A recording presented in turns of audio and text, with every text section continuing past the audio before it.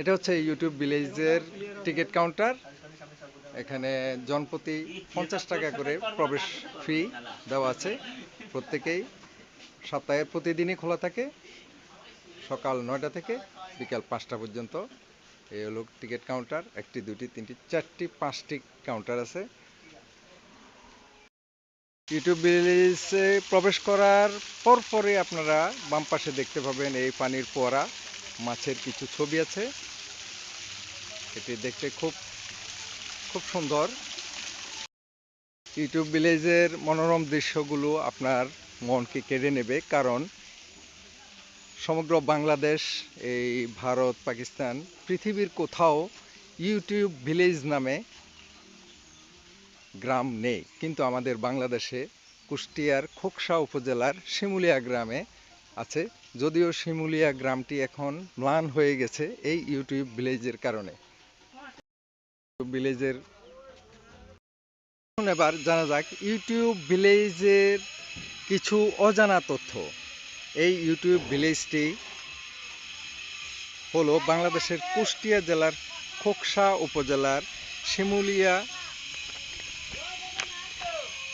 গ্রামে, যা ইউটিউব ভিলেজের জনপ্রিয় দুটি চ্যানেল অ্যারাউন্ড মি বিডি এবং ভিলেজ গ্র্যান্ডপাস কুকিং কারণে পরিচিত লাভ করে।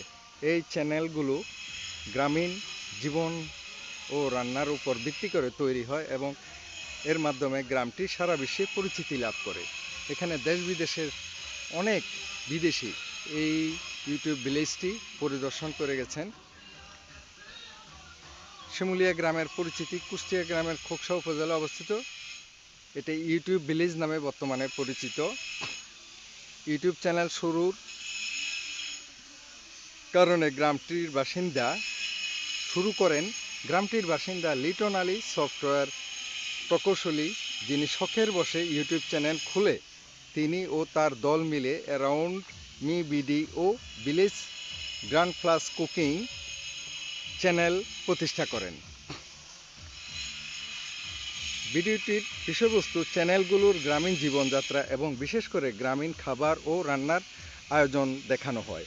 এই ভিডিওগুলো থেকে লক্ষ লক্ষ টাকা আয় করে গ্রামের মানুষের কর্মসংস্থান সৃষ্টি করা হয়েছে। গ্রামীণ জীবনের এমন সুন্দর দৃশ্য উপস্থাপনের ফলে গ্রামটি দ্রুত জনপ্রিয়তা লাভ করে। এটি এখনও একটি বিনোদন কেন্দ্র ও দেশ বিদেশ থেকে বিখ্যাত মানুষরা এসে এখানে ঘুরতে আসেন।